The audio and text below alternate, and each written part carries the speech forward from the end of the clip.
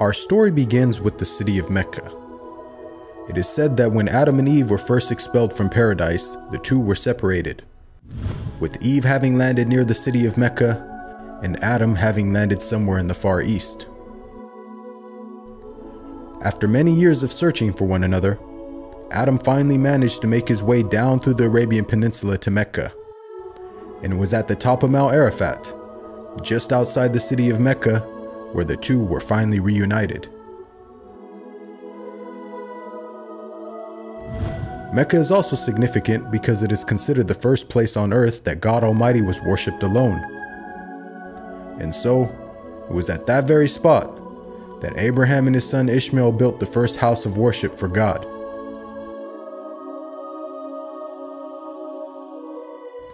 In honor of this, God Almighty had built in the heavens a similar structure for the angels.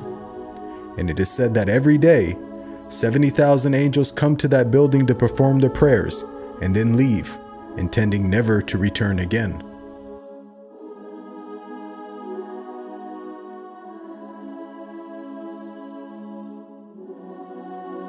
When Abraham and Ishmael had finished building the sacred house, there was still one brick that had to be put in its place.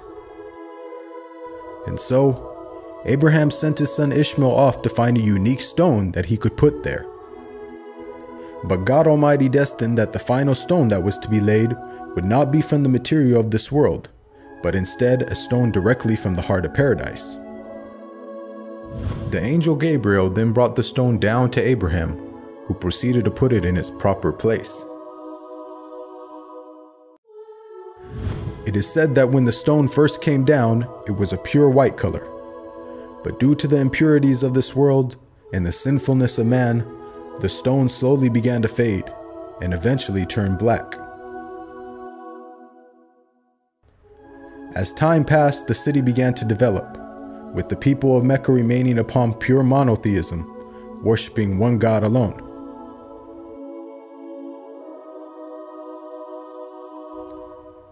This despite the fact that their neighbors in Egypt, Mesopotamia, and the Levant had been practicing paganism for centuries. But this was all to change when a merchant by the name of Amr ibn Luhay had decided to conduct his business outside of Mecca. Amr then proceeded to journey northwards until he reached the lands of Levant. There, Amr would witness for the first time things like modern architecture, advanced literature, and of course, the practice of paganism. Amr was so impressed by all that he had seen that before leaving, he asked if he could take one of the idols back home with him. The people agreed, and so Amr took the idol and placed it along with the other goods and merchandise in his caravan.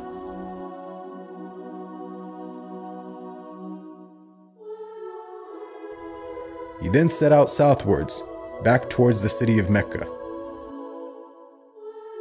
When Amr arrived back home, he immediately took the idol and placed it right in front of the sacred house. He then proceeded to tell the people that this was now going to be the God that they worship. Sadly, this concept faced little, if no resistance. And as time passed, the people began to worship more and more different idols, until it is said by the end of the 6th century, there were over 360 different idols surrounding the sacred house in Mecca.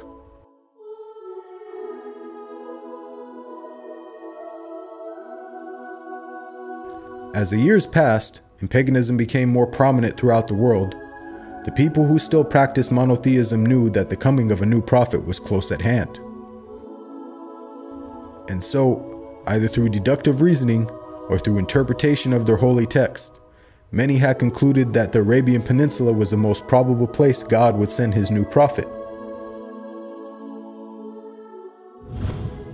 For at the time, the Roman Empire and the Persian Empire had extremely repressive governments and were hostile towards any type of rebellion, be it ideologically or politically.